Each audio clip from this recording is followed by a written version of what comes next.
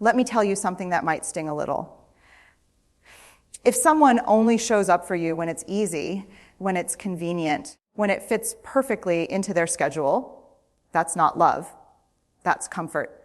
And comfort is not commitment. I know how badly we want to believe that inconsistency means they're busy. I know how we twist ourselves into understanding patient, low-maintenance versions of ourselves just to keep the peace.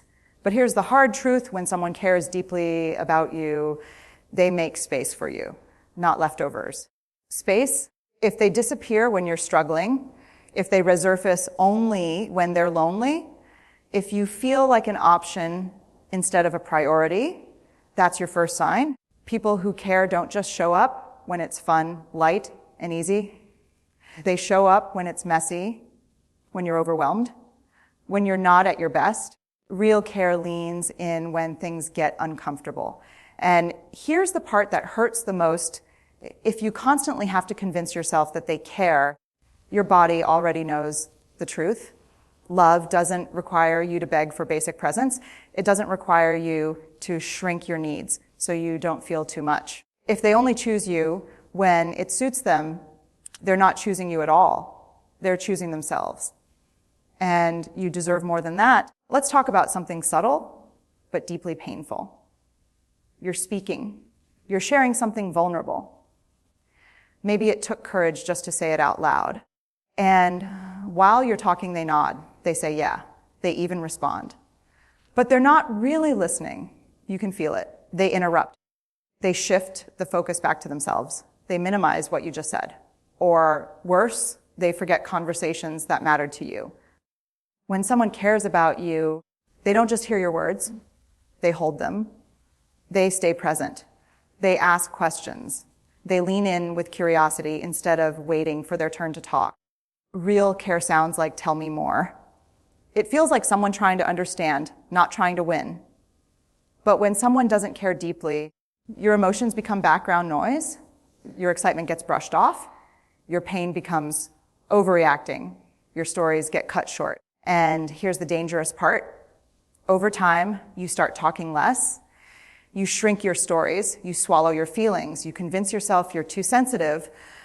No, you're not too sensitive. You're starving for connection.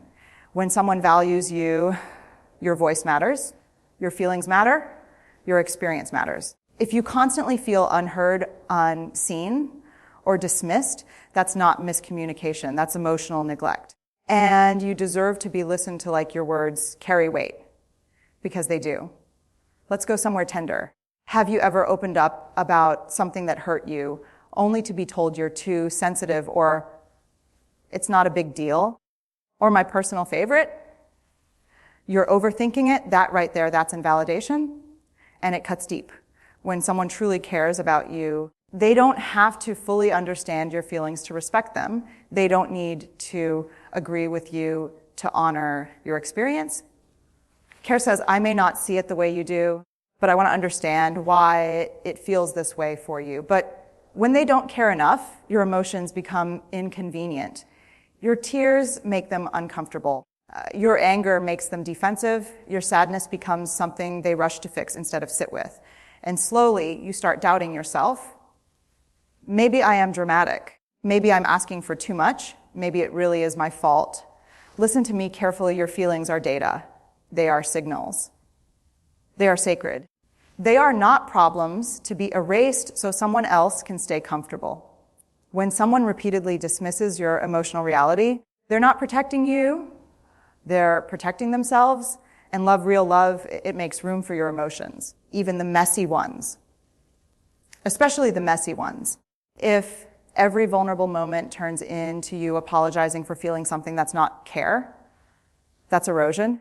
And you deserve a relationship where your heart is handled with respect, not reduced to an inconvenience. There is a profound difference between being around someone and being known by someone. When someone cares about you, they're curious about you. They want to understand what makes you light up, what shuts you down, what your childhood taught you about love, what your fears sound like at 2 a.m. when the world goes quiet. Care asks questions, but when they don't truly care, they assume, They label you instead of learning you. They judge your reactions instead of asking where they come from. They reduce your complexity into something easier for them to digest. And here's what hurts. You start over-explaining yourself, over-justifying, over-proving that your feelings make sense. Because deep down, you want to be understood. Being understood is one of the most intimate human experiences we can have. It says, I see the whole of you, not just the convenient parts. But if they never try to learn your triggers, if they don't remember what matters to you, if they dismiss the stories that shaped you, that's not connection. That's coexistence. Love requires effort, not perfection, effort. It requires leaning into discomfort and saying, help me understand you better. If they never do that, if they're content with a shallow version of who you are, then they don't want you. They want the idea of you. And you deserve someone brave enough to know the real you. This one is subtle. And it's dangerous. At first, it feels like passion, intensity, chemistry. They say you make them happy. You make them calm. You make them feel alive. And that sounds beautiful until you realize something. It's always about how you serve their emotional needs. When someone doesn't truly care about you, the relationship becomes transactional. Your value is tied to what you provide: comfort, validation, attention, stability, admiration. But what happens when you're tired, when you're grieving, when you don't have the emotional energy to pour into them? Do they lean in and support you, or do they pull away because you're no longer useful in that moment? Real love asks, how are you feeling? Self-centered attachment asks, why aren't you making me feel good right now? There's a difference. If every conflict somehow circles back to their needs, if your pain is inconvenient because it disrupts their comfort, if they're attentive only when you're uplifting them, that's not mutual care. That's emotional dependency dressed up as connection. You are not here to regulate someone else's feelings at the cost of your own. You are not responsible for carrying the emotional weight of two people. Love is reciprocal. It flows both ways. If you constantly feel drained while they feel fulfilled, something is out of balance. And care without reciprocity isn't love. It's extraction. And you deserve a relationship that nourishes you, not one that feeds on you. Let's talk about courage, because real love requires it. When someone cares about you, they are willing to say the hardest words in any relationship: I was wrong, not defensively, not sarcastically, not followed by but you, just ownership. But when they don't truly care about you, accountability becomes a battlefield. Every disagreement turns into a debate they have to win. Every hurt feeling becomes something they need to defend against. Every mistake gets flipped back onto you. Suddenly, you're the one apologizing for being hurt. They minimize, they rewrite the story, and over time, you start questioning your own memory, your own reactions, your own truth. That's not healthy conflict, that's avoidance wrapped in ego. Here's what accountability really says: you matter more to me than my pride. If someone refuses to reflect, refuses to grow, refuses to admit when they've caused pain, they're protecting their image, not protecting your heart. And I want you to hear this clearly. People who care don't fear responsibility. They lean into it because the relationship matters more than being right. If every hard conversation feels like you're fighting alone, if they never take ownership without pressure, if growth only happens when you threaten to leave, that's not love evolving. That's love resisting maturity. And you deserve someone brave enough to stand in their flaws instead of hiding behind them. Let me ask you something that might make your chest tighten. When your world starts falling apart, who shows up? Because when someone truly cares about you, they don't vanish in the storm. They may not have all the answers. They may not fix everything, but they stay. And staying is everything. When they don't care the way you think they do, crisis reveals it. When you're grieving, they're busy. When you're overwhelmed, they need space. When you're anxious, they say you're draining. But when they are struggling, you're expected to be there. Fully. Immediately. Completely. That imbalance tells you something. Real care doesn't require perfect strength. It requires presence, a text that says, I'm here, a hand on your back, a willingness to sit in silence while you cry, but emotional abandonment in hard moments, that leaves a scar. And here's what makes it worse. You start convincing yourself not to need them. You become hyper-independent. You tell yourself, I'll handle it alone. That's not empowerment. That's protection. When someone consistently disappears during your hardest seasons, they are telling you something without saying it out loud. Your pain is not their priority.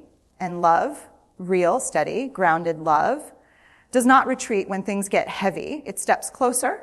If they only stay when life is easy, they're not your partner in love. They're your companion in comfort. And you deserve someone who stays when it's hard. This is the quietest sign. And sometimes the most heartbreaking, you're sitting next to them. Maybe you're sharing a meal. Maybe you're lying in the same bed. Maybe you're texting all day long. And yet, you feel alone, not physically alone. Emotionally alone, that kind of loneliness doesn't come from distance. It comes from disconnection. When someone truly cares about you, there is a sense of emotional safety. You feel met, you feel felt, you feel like your inner world matters. But when they don't care in the way you need, there's an invisible wall. Conversations stay surface level. Vulnerability feels risky. Affection feels routine instead of real. You start missing them while they're sitting right in front of you. And that confusion is painful because you think, but they're here, they call. They text, we spend time together. Yes, but are they emotionally available? Are they engaged with your heart? Do they respond to your inner world? Loneliness inside a relationship is often your intuition whispering something is missing. And here's the truth: connection is not measured by proximity. It's measured by presence. If you constantly feel unseen, untouched at the soul level, emotionally adrift, that's not you being needy. That's your nervous system recognizing the absence of care. You deserve more than someone who occupies space in your life. You deserve someone who occupies space in your heart and invites you into theirs. Let's talk about effort, not grand gestures, not dramatic speeches. I'm talking about the quiet, consistent willingness to protect what you've built together. When someone truly cares about you, they don't treat the relationship as disposable. They don't threaten to walk away every time things get uncomfortable. They don't shut down, check out, or emotionally clock out when conflict shows up. They fight for the relationship, not against you. But when they don't care as deeply as you think, the first sign of tension becomes an exit door. They say things like, maybe we're just not compatible. Maybe this isn't working. Maybe you'd be happier with someone else. And instead of leaning in to repair, they lean out to escape. Here's the truth: every meaningful relationship will hit friction. The question isn't whether conflict shows up. The question is, do they stay and work through it? If you're always the one initiating hard conversations, if you're always the one suggesting counseling, compromise, growth, if you're always the one holding the pieces together, you're not in a partnership. You're in a solo act. Love requires resilience. It requires saying, this is hard, but you matter too much to me to give up easily.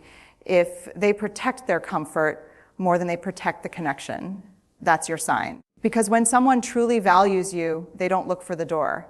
They look for solutions. Here's the final, hardest truth to swallow. Sometimes the person you love most is the one showing you they don't care enough, and no amount of hope, patience, or explanation will change that.